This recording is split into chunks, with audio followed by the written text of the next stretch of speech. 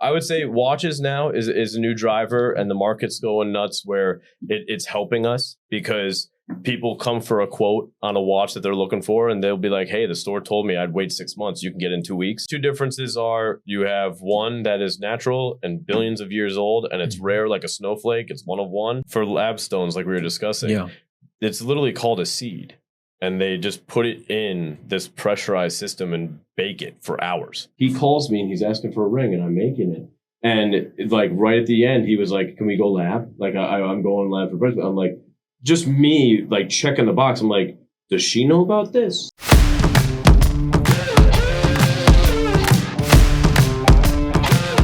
Hello, all you beautiful people. Welcome back to an awesome episode 53. I feel like now that we're over the 50s, I don't know, it just feels different. I'm so pumped up. Thank you for being here. I'm having a fantastic guest today. We're going to talk all about the shiny things in life.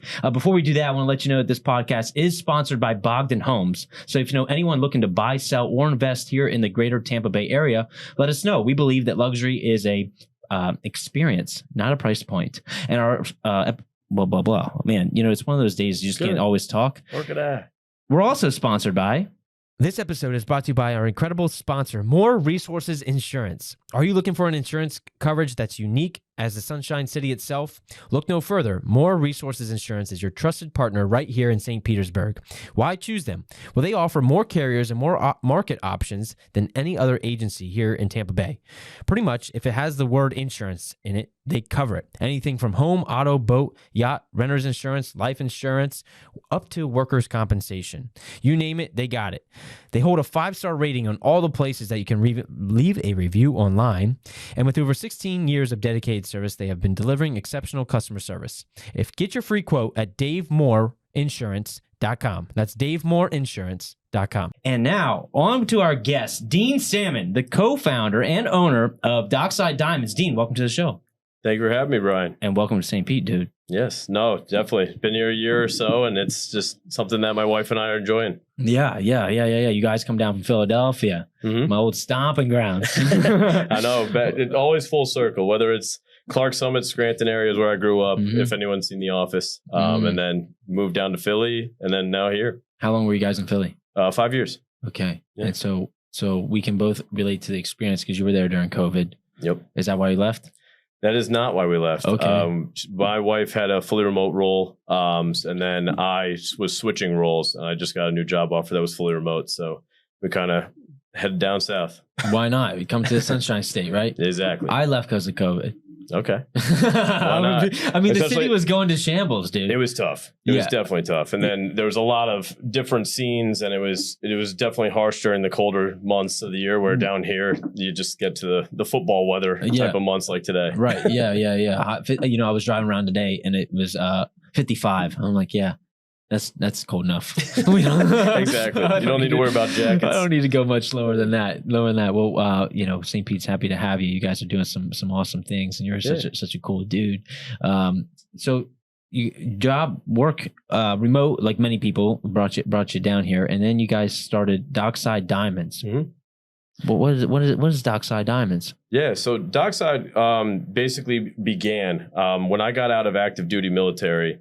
I was stationed in Philly, and then I worked for a wholesale company. So my whole role was to help independent jewelers across the nation. And that was with diamond inventory, whether that was single stones or like, say, a tennis bracelet of sorts for stock. And when we were going to make the move, I then decided with Sam, my wife, with Dockside, that we would begin the business, and then we would keep our vendors and suppliers. And then I had many connections where I have 5 goldsmiths across the country, and then 5 watch brokers. So anything luxury watches, we can get a hand on. Yeah, so tell me, let's talk about that. Just the jewelry business in general is fascinating to me on how all that works. But I know when we were talking before that there is some perks to using you when it comes to luxury watches, because you got some connects and you can find some things that maybe some others can't. How does that work? Like, how's the whole, like, I'm naive. I don't know anything. Tell me about, I'm wearing an Apple Watch right now. Yeah. How does the luxury watch market work? Watch market is its kind of own bird right now, to be honest. It's one of those things where it depends on who can get their hands on it and how fast they can. Where with my brokers, fortunately enough, I kind of take the logistics operational side of the business, while my wife, with our custom pieces and like custom rings, she does the design work and kind of CADing of that. When it comes to watches specifically, meeting my watch brokers through the wholesale front, it's tough because the margins are small. The market is crazy. You can go online now and get a used watch, but realistically, there's a lot of fakes out there. So, it's very tough where, hey, I'm spending a lot of money. I want to make sure the authenticity is proper. And I'm getting the box and papers of the year of the watch and it's all kind of kosher type of thing. Where sourcing watches, it's tough because you search what the watch is. Like you come to me, make a model. You could say whether it's a Rolex, whether it's Patek, whether it's AP. And then we can take that and I'll logistically kind of find in the background with the watch brokers that we have. And then we don't have a brick and mortar. So coming very close to the profit margins that you don't see with going to an independent jeweler, and you're not waiting as long because everything's kind of fast transactionally, where going to an independent jeweler, they're going straight to the source. So it's kind of like going to a car dealership. They might not have that model, or they might not have the leather interior you wanted. But then I'm going to reach out and we'll get it. But maybe that's 3 months. Maybe that's 6 months, or there's some lag time there. Got it. So I like that you said it because you guys are operating remote, like no overhead. Yep. That's so smart. Yep. Yeah. And it makes it very easy. And then that's what we have on our website, and what we pride ourselves in is like that family and friend pricing. And that's why we started the business, because I wish that when I proposed and I had my engagement ring and I was designing it in Philly for Sam, that I had these connections. But fortunately enough, I I didn't do that before. And then I joined the wholesale game, and now here we are. And here you are. And the custom thing is a big thing too. Yeah. So like, how does that work? So I find something, even if you guys you have someone that can do the drawing up, even if it's not like, hey, here's some name brand something. I want a duplicate that's very close to that design. You can make it happen. Yes. So obviously it comes to whatever the like position is of the person. Like if I have a customer that says, say $20,000, they want this Cartier bracelet, for example, we can make it. It's not going to be Cartier. Right. However, usually the rule of thumb in the industry is like 10 to 20% of the trademark design, where something like that, I will seek out wholesale pricing for. So I will be like reaching out with my vendors and suppliers to Cartier to get that as a regular store would. When it comes to like custom, like if you wanted a necklace or a chain or you wanted a pendant piece, that's as simple as like looking on Instagram, looking on Pinterest, looking on Google and saying, hey, that's the one I want. And we'll just bring it to life. That's really cool. Yeah. And so where do you find that most people that come to you are looking for that custom thing, or is it more of a, hey, can you just find this for me? It's more of the latter. Yeah. Find it. And that's what it really is fun with, because we don't have the brick and mortar, which we know that kind of is a pain point for a customer, because I would love nothing more than to, hey, come in here like you have this show and sit down and let me show you what we got. Yeah. But I will say that experience can be very stressful, where we try to take the stress out of it. We try to make sure that like the detailing and everything box wise is checked on you. And from a guy, it's stressful. Because it's like, hey, my significant other, or even if it's like with women and they're trying to treat their partner on what they want, you then have the situation where it's like, hey, these are the boxes or these are the pictures. And now it's like, okay, let's work together to do this once, do it right. Right. And that's the hardest thing, because like a regular store, they could do that. And that is definitely something that can be done. But when it comes to us, it's that touch of every question, every concern, and the price too. And it's probably less salesy. Yeah. Like you don't come off as like, right, we're hanging out, you know? I feel like when you walk into a jewelry store, they're like, well, what about this? Like, you're like, I'm looking for this. We're like, oh, I have this over here. It's nothing like what you want. But I think it would look so good on you. And then if you and then going back to like the car dealership or something like that, it's like, now we're being nitpicky. And I'm sure you see it with homes. Absolutely. It's like, why doesn't this have another half bath on the back side? It's like, well, I didn't build it. Yeah. I would love it if we could just move the garage. Yeah. Exactly. Right. Yeah. Okay. Well, that's cool. So, I mean, the what else? I mean, the jewelry business. Let's talk about diamonds. Yeah. What's going on with diamonds? Like, do people realize that there's a few major suppliers out there? Yes. It's, I will say it's crazy to me, technology wise and scientific wise, the backing of it. Now you have De Beers, for example. Yeah, that's what I'm thinking about. they're like the front runner in it all. So back in like the late 1800s, De Beers was the ones that were buying the mines, buying the diamonds from it, and kind of started this whole thing that is the industry now. That's what, 2022. I was reading an article. It's like 340 billion. Wow. Industry. Wow. Worldwide. Yeah. So then in like early 1900s, De Beers got with GIA. And that actually is what started the whole GIA is the cert, where it's like, hey, I present you this diamond. This diamond is DEF color, and it's these inclusions, it's this cut, everything about it. And that's showing that it's certified to you for what you're paying for, because then that's market price. Where when De Beers and GIA got together, that's what started the whole 4 C's. So you have color, clarity, carat weight, and cut. Exactly. You got me. Yeah. And then all those are the characteristics of what you're paying for. And that's really what comes down to how De Beers ran the market, and the prices shift drastically. Like we just came off the holidays. And usually the prices go up in the fourth quarter because they know supply and demand, right? They know what's happening. Yes, they know exactly. Time to make some money.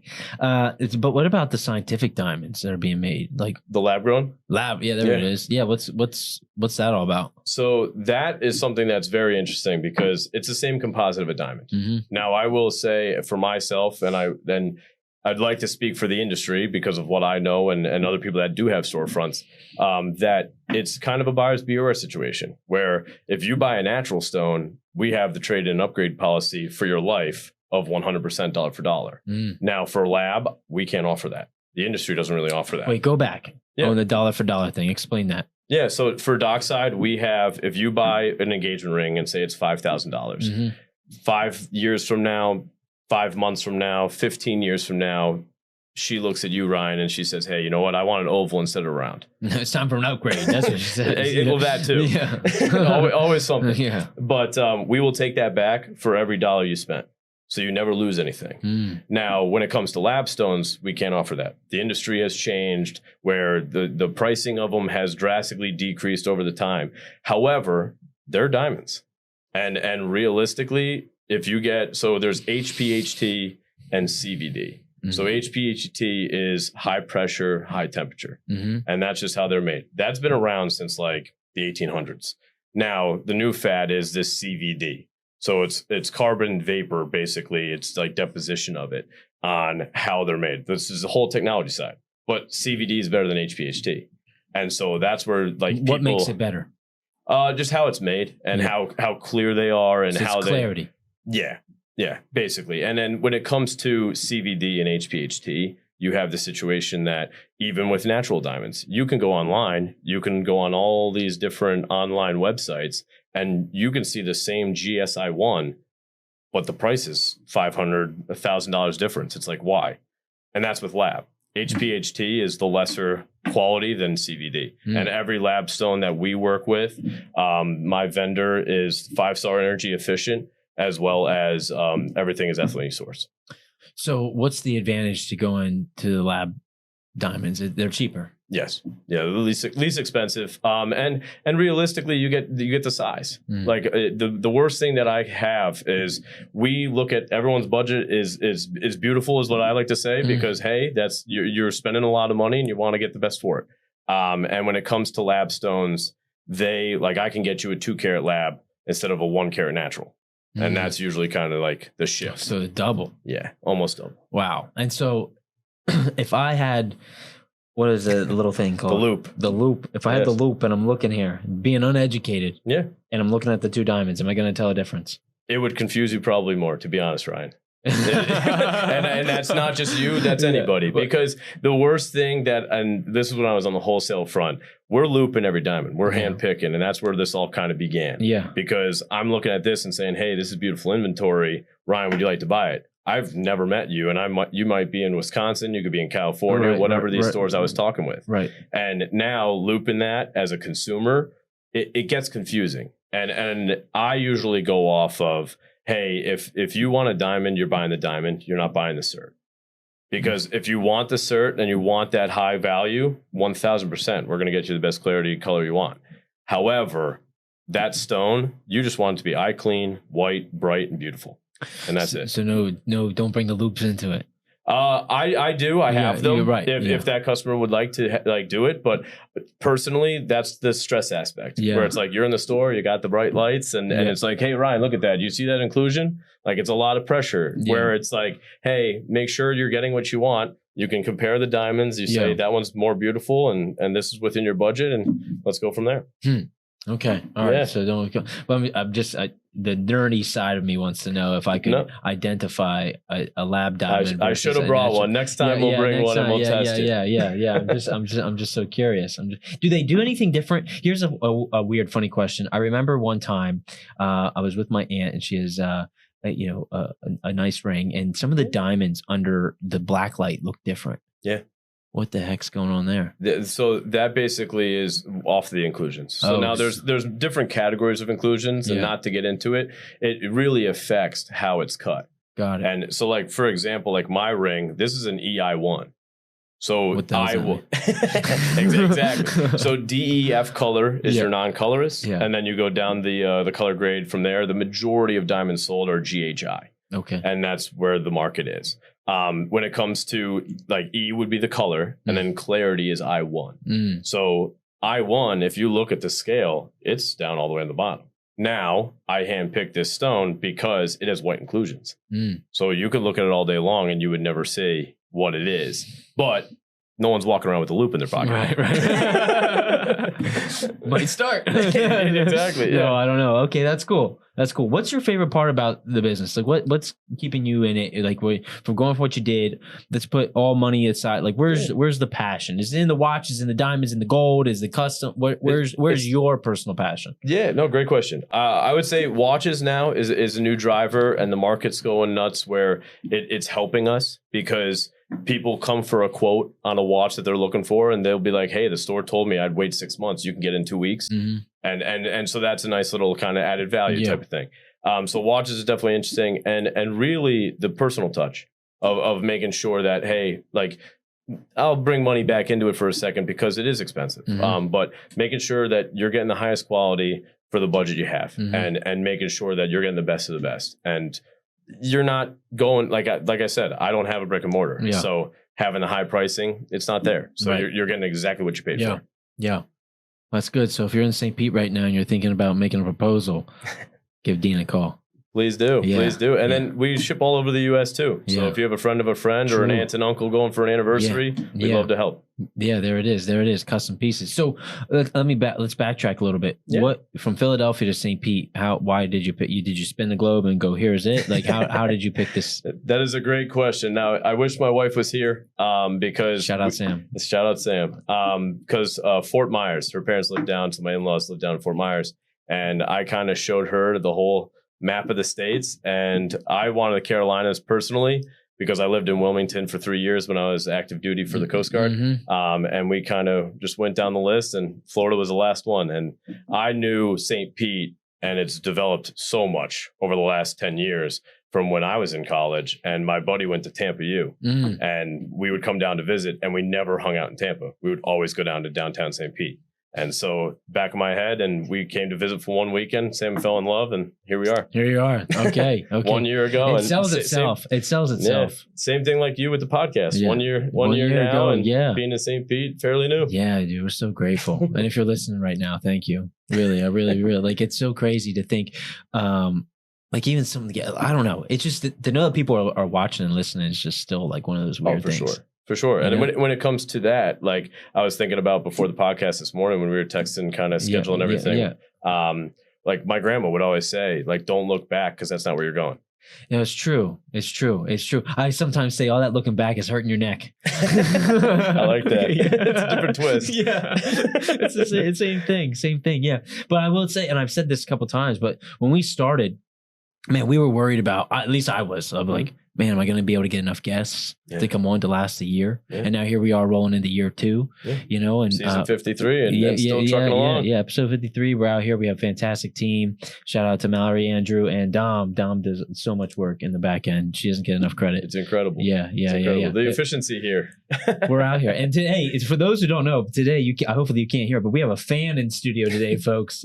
And that's keeping us cool because normally we get a little hot. So, well, thank you for that. Yeah. We're happy to have you, man. It's been a lot of fun having. So tell me what's been your experience in watching? So 10 years ago, St. Pete, you're going. I mean, downtown was way different than it is now. Yeah. Like you guys come here now, and you know, from a weekend here to now living here a year. What's some of your spots that you like to go? How do you spend your free time? Yeah. Well, before I answer that, let me give a shout out to you with the real estate market. How about TripAdvisor coming back with St. Pete for 2024? Number 2. Number 2. Not bad. Yeah. Shout out TripAdvisor. Yeah, everyone's going to be pouring in. Not that like they're not already, but I was thinking about that. Like, man, who wouldn't want to come here? Exactly. Like it has to be. It's funny that just came out because I think it was like within the last week, I was honestly thinking about that. Mm-hmm. Like, we have to be ranked up there somewhere. And then boom, there it was. 100%. We were talking about how driving in and driving over the drawbridge and you see boats and you see the condos and you see the houses. It's like, why not? If you're listening right now and you lived here a while, take a moment to really be grateful for the weather and the water that we're surrounded by. Because I had a showing out in Reddington Shores today. And as I was driving down here, I was looking out over the water going, man, look at that. Yeah. You know, this ain't Philadelphia no more. No, for sure. You know, this isn't the Delaware. Sure. And even from a small business perspective, the camaraderie. Like everyone wants everyone to succeed around here. Like you having us today, and I appreciate that. And it's one of those things too. Multiple people, like we were discussing, that you've had previous episodes with. I was in contact with, or was reaching out to Instagram and seeing how we can collab and everything else. Everyone knows everybody, and it makes it such a small town feel. And the local business is phenomenal. And as I drive up and down Central, and I just see new spots being developed and opened, and more retail space coming, and I just think of all the new opportunities that are coming, and all the money that's here, and how it circulates. Because if you haven't read or listened to the book Psychology of Money, I would highly suggest it. It's been a long. I've been listening and reading to it like over the last 2-3 months. Like sometimes I start a book and it takes me a minute, you know, because I'll start 4 others. Exactly. I got squirrel brain. And this we can dovetail because I know you're well versed in the crypto market, and thinking about just basic economics, right? And thinking from a housing market perspective, you know, supply and demand, what people think about pricing, which I can get into that in a minute if we want to, but you know, so much money has poured into St. Pete, and because it's a local business economy, that money stays here. Yeah. Or it transfers. It's going to St. Pete, it's going to Tampa, it's going to Tampa, it's going to St. Pete. That's what I mean, but in this bubble. The Bay bubble. The money, because if I come to you as a local business owner, I spend some money with you, then you're going over to the local business and spending money with them, and then and it just stays here, right? And it just helps the economy here continue to flourish and grow. Where Philly has that, but it's not on that neighborhood feel. No. Where this is the neighborhood feel, like even growing up in Clark Summit, very small town right outside of Scranton. And that's what it was. It was like, hey, Ryan's dad is the plumber. Right. And my dad and your dad hung out. And right. That's why he's our plumber. And it was because he's a good guy and he does good work. Right. Yep. No, it is that feel. Everyone's got somebody, you know, people. And being in the business, that's what's been fun. Like as being in real estate, my ultimate job is just being the extreme connector. Yeah. Hey, do you know someone for this? Do you know someone for that? Do you know someone for this? And having a bunch of awesome local people is great. Yeah, no, definitely. And then with real estate, like starting off 2024, how's it going? It's going to be a phenomenal year for St. Pete. I think buyers are going to have fun again as they come back into the market as interest rates are coming down. We're seeing some outside of St. Pete. We're seeing an increase in supply. St. Pete a little bit, you know, but people will always have to move for one reason or another, right? Life happens. And with the continuous development happening in the high rises, it creates more room for growth. But I caution people, like, you know, there can be maybe a little bit of a feeding frenzy that I think is going to happen in spring and summer as the rates really come down, and then everyone's jumping back in the market at the same time. For sure. And even like my wife and I buying a year and a half ago, it was one of those things. Like I was telling her, and we had the discussions, like you can always try to put in an offer or negotiate an offer on the house price. The rates, you can't fight those. And if they go up, they go up. And yes, you could buy it down, and there's different modes of making things happen. And I actually turned that on its head a little bit. Yeah. Because you can't refinance your purchase price. Yeah. You can refinance your interest rate. Exactly. Right. And so if you have leverage to buy a home right now in St. Pete, I think you're going to be thanking yourself 3 years from now. Oh, for sure. I tell people, just go down, count the cranes. Right. And now, like, even TripAdvisor. Oh, number 2 place. You don't think people are saying, hey, honey, I think we need to go check out St. Pete. Yeah. Like, yeah. No, it'll be in a wave and a little deuce time. Yeah, for sure. So how do you guys like to spend your time here? What are you doing? We go downtown. It's very easy from where we are at in Uptown Kenwood. And then even the beach. Like, come on, we have beautiful beaches from Clearwater all the way down to here in Treasure Island.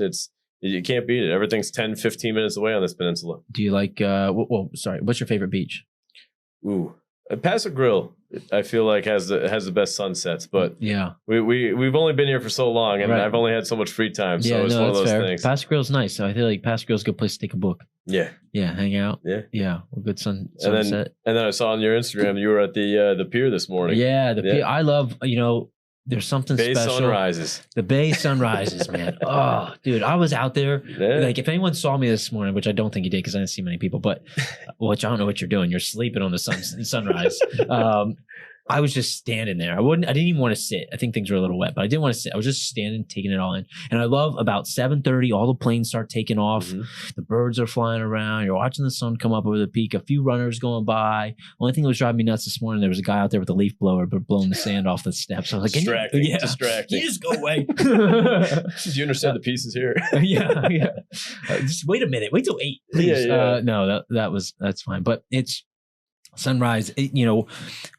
To be able to go to the bay and watch the sunrise over water, and then go out to the beach and watch the sunset over water, you should make that a purpose to do it in a day. 1,000%. And it's one of those things too, like you were saying, like, what do you like to do? Like the restaurants here, the bars here, for if you're going into like happy hour times, stuff like that. Everything is just a beautiful flow where it's its own vibe, it's its own entity. And yes, we have the chains here, but realistically, I don't notice them as much as up north. North, that's pretty much all there is, unless like the restaurant's been around since like the 1900s. That's me. And you can stay in the local bubble, and then you can walk. The owner. This. You're gonna probably see somebody. Exactly. Exactly. So that's how we met. Yeah, exactly. So it's happy hour. It's a Friday night. Where are we going? It's a great question. What's your go-to? I do like the new place, the Concrete Jungle. Yeah, I do like the Concrete Jungle. Shout out Steven Strutt. Yeah, actually, we'll be talking after him. I have a phone call with him. And then Crane looks very interesting coming in hot right there on the corner. Yes, next to Banu. Yes, I love Banu. Banu's a great spot. Love Banu. And then Book and Bottle on the other side. Yep. Concrete Jungle. What a cool song. He's killing it. Yeah. Every concept he does just makes. Oh, his vision. I feel like it's like Sam going in there as a visionary. Like I have the creativity, but that's why I have her as part of the business, because designs and creative, like that's all hers. Well, it's like you're living in two different spaces. To go like the own mindset, I love thinking about mindset, but you can live in your lane of business development over here, and she's in I can stay in creative space, which that's a win-win. Exactly. And even like that place, for example, the vibe on the top floor, totally different than the bottom. Totally different. And it depends on whatever hour you're a part of it. Yeah. And I mean, in terms of timing and location, because 400 Central right across the street. Yeah.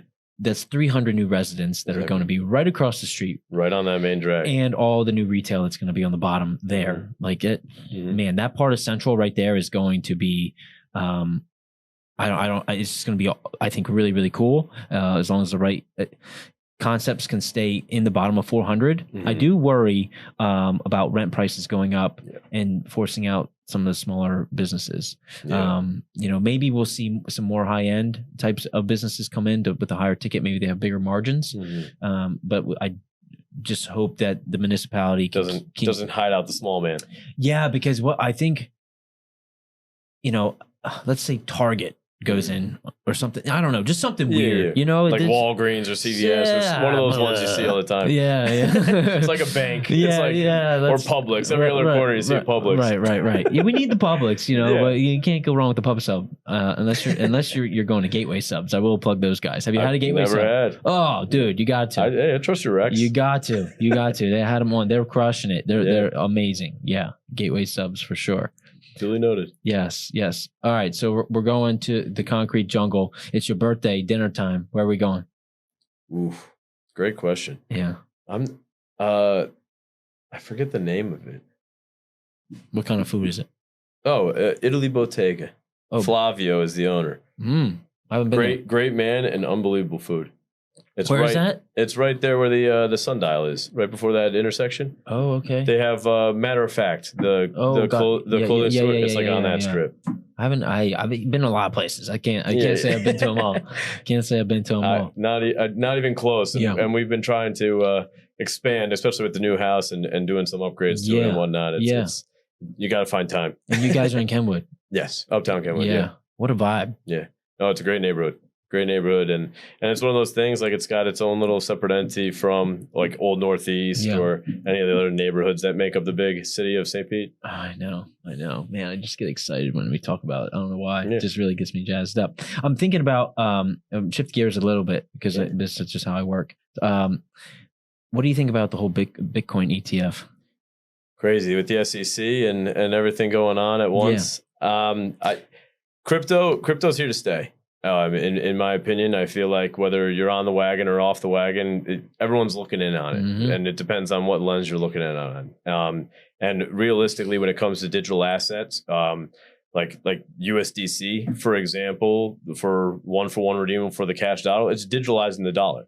Everything's going in a digital world. Everything's going, whether it's AI, whether it's technology, it's here to stay. And it's one of those things that whether it's that ETF for Bitcoin and the SEC. And even the United States government trying to figure out what their part is in the global scale, like it's all very interesting.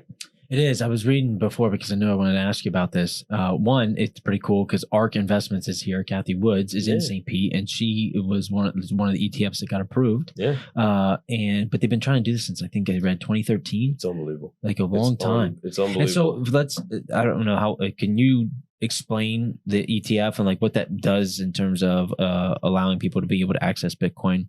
Yeah. So basically, like from my perspective, I'm not an expert by any means when it comes to crypto, but when in the crypto market, it's one of those things, whether it's like an ETF like that, or whether it's NFTs and all these different digital elements, it's about access, like you said, and it's about where you can get it, what you can do, where is your wallet held, and where's the storage, and then there's backsides to all of that. What's the licensing? Who's custodying the assets? Where's the risk and compliance being held? Like, where as a consumer, a lot of consumers care, but there's not really much research into it. Where, like you mentioned, like, hey, multiple years, and then she finally got approved. Like, the drive behind all of this is a lot harder of a grind than people realize. And even for myself, like I'm tech savvy to a point, but it's not something that like I can talk full jargon with always type of thing. Yeah. Because to get a Bitcoin, if you don't, before the ETF. So if you're listening to this, you don't know what a Bitcoin is, go Google. I don't know how to help you there.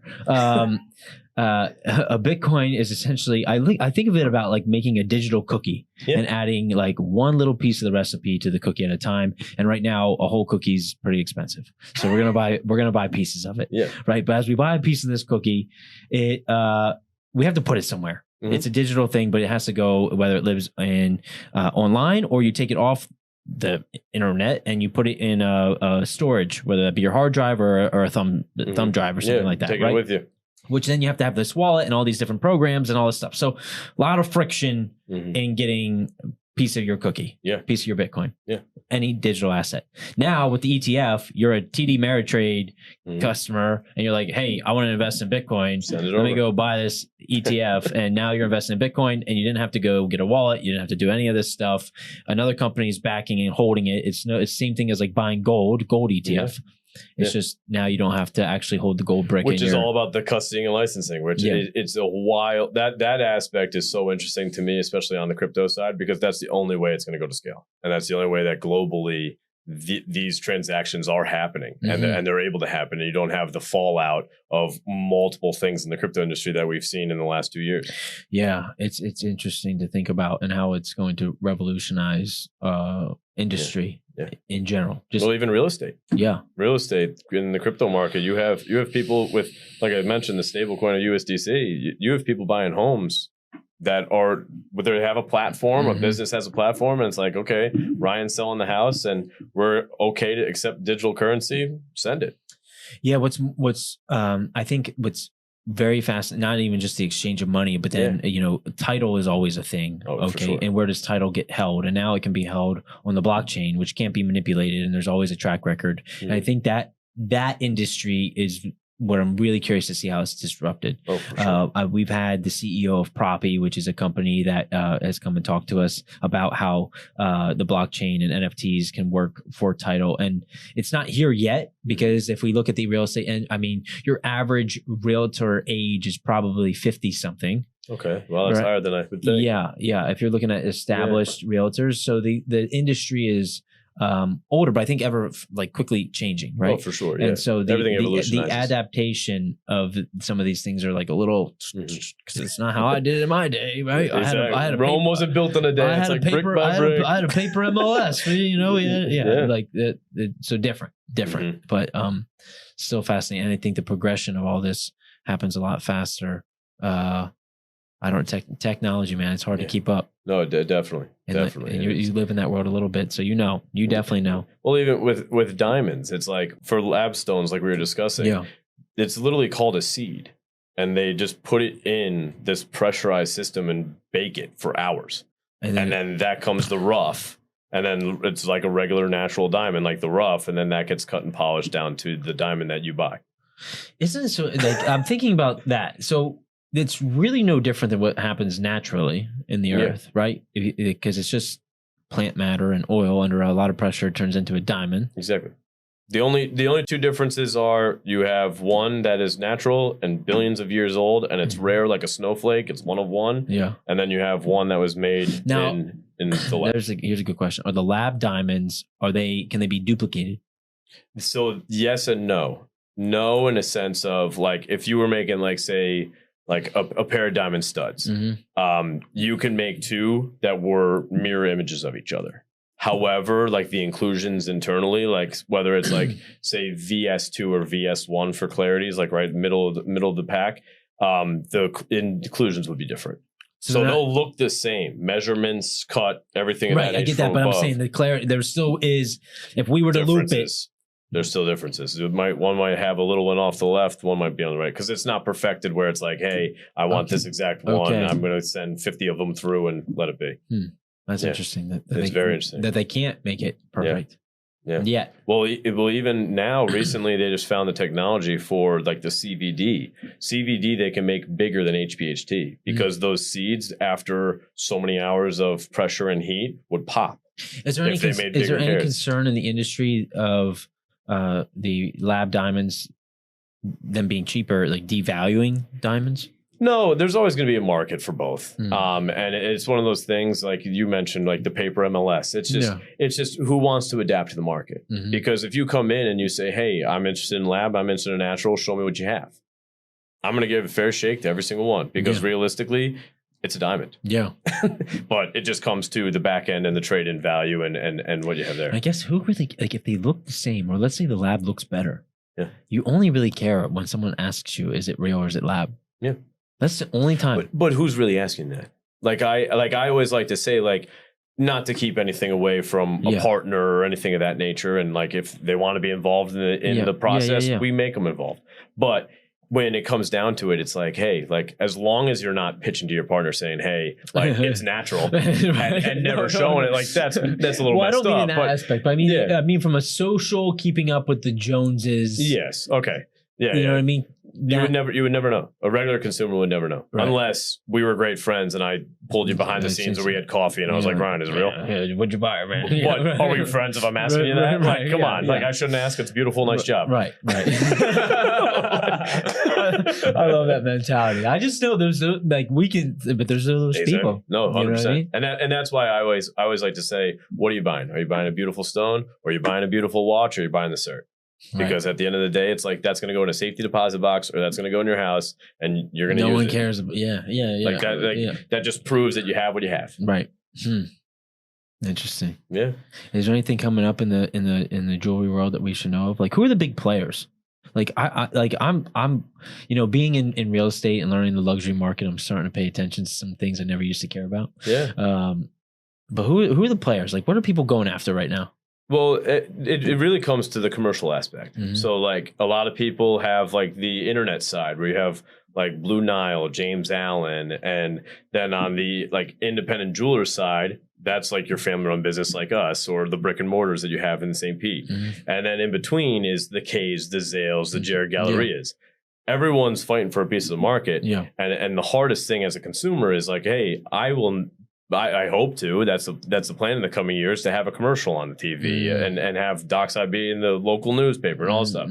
But when it comes down to it, they have the money for it. But their inventory is bought at a bulk Bro, no price. one's watching TV. No. You don't want to be on TV. Yeah. Come on. That's where you're watching this podcast. No, you're watching on going YouTube. Yeah, but I'm on the TV watching all right, on YouTube. the TV that way. Okay. I thought you meant like cable. No, I'm sitting on the TV. All right, got it. Yeah. We want your YouTube ad to pop in for sure. right now. Okay. I'm just thinking ahead for you here. No, I got you. I appreciate it. But now we're on the same page. Yeah. I mean, I guess if we're actually from a demographic standpoint, they probably do have cable. The people who have money that are buying nice jewelry. It's true. And they're probably reading the newspaper. True. And they have the magazines around St. Pete, like the Snell Island magazine. Yeah, no, this is true. Yeah. This is true. Is there any like is there a watch that's hot right now, or like what's going on in that market? Great question. I would say Rolex. Rolex is always one that everyone knows. Yeah, why is that? Let's talk about Rolex for a minute. Well, fun fact, they're the largest nonprofit in the world. No way. Yeah. Did I know this? I think I did. But I think it was like way in the back of the brain. I don't know. It's crazy. It's crazy from a business mindset to have that be, but and it really comes into supply and demand. And they are the most recognized, hardest to get. You can go into the Rolex store, or you can go into an independent jeweler, whether they have it in stock or not. A lot of them, it'll be like, hey, I'll put you on the waiting list. I'll get it to you, and they do get it. But that's the problem with the industry. Where like then you have like, for example, if you want to take a step up, you have like Paddock and AP, or you have like Richard Mill, that they are exact family of that situation. However, they have more of like, hey, you know what? Not everyone's buying our stuff. We have what we have. Got it. Okay. So because the demand for Rolex is high, they're harder to get, but they're highly recognized. Yep. Where you're right. Some of these, like someone would never even know what. Like unless you're in that world, what an AP looks like. Yeah, exactly. And then like the other side of the market is like Omegas or Tags or Tudors are now the hot thing, because they're a great price point. But getting them, it's very tough for some models because they discontinue things too all the time. So not like mid tier, hard to get because mad demand. Whereas like if you're at the top, like you can find it. Yeah. Because what are we talking? Like, what's the difference in price point? I would say it really is like kind of bucketed thousands of dollars. So like you can have a Rolex that is the same price as an AP, but usually like Paddocks and APs are probably like 30 to 50 to 120 grand is like kind of that family. And then like Rolexes, we can get you a Rolex for like 7 to 15 grand all day long, but that's where their family is at. Yeah. So different. It's just everything's at different price points, different luxuries and different classes too. Yeah. I get it. Yeah. I get it. You know, I heard a line. I'm trying to think who said it. Maybe Ryan Pineda or someone, or maybe it was one of those guys. I don't know. But like, as a great athlete, you have your trophies. Yeah, right. But as a great business person, why can't you have your luxuries? Yeah. Right.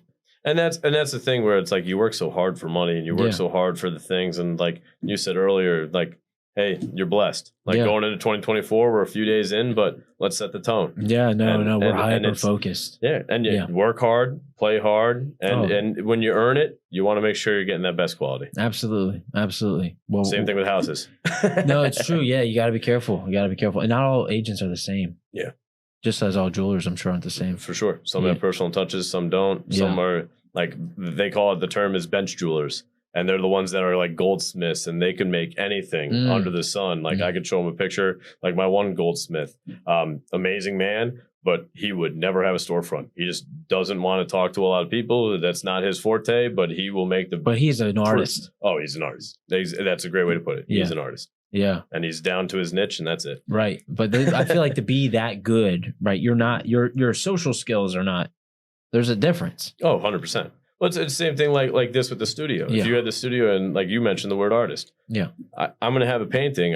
It's one-on-one. Right. I'm with the painting. I don't know what I'm doing, or the vision will hit me, and you got hours of work where that's it. No one's really in the background cheering you on like a stadium. It's true. Just different people. Oh man, humans are so fun. Fun. It's interesting. Yeah. Is there anything else about that we missed on Dockside? Well, I would love to give a shout out. So from now until Valentine's Day, right now, obviously it's a hot time for jewelry. Yep. We're doing 25% off for diamond studs, diamond tennis bracelets, and diamond tennis necklaces. That's all on our website. And it's going to be posted on the Instagram today. And then we're doing 5% off for natural and lab stones if you're buying an engagement ring from now until Valentine's Day. Boom. So if you need a gift, you got to check these guys out. And if you're thinking about proposing on Valentine's Day, one, kudos for you, and save 5%. Yeah. Boom. I love that. Dean, it's been a pleasure and absolute an honor. Pleasure, dude. Ryan. So happy to have you. If people are looking to the website, but where they can find you on Instagram at Dockside Diamonds is the Instagram. Yep. And then the website is www.docksidediamondsjewelry.com. Okay. DocksideDiamondsJewelry.com. Dockside Diamonds on Instagram. Check them out. Dean's awesome. We're probably going to go have a beer after this or something. Sounds good to if me. I had the time, I would love to. We're going to do it another day. But if you're still with us, what should they comment below? If they're still with us and they're watching. If they're still with us. One word. I'm interested. Okay. 2 words. Let's go 2 words. I'm interested. If you're still here, I'm interested. Thank you. Appreciate you guys. Love you. We'll see you on the next one. Have a good one. Boom. Dude, that was good. Yeah. That was good. That was fun.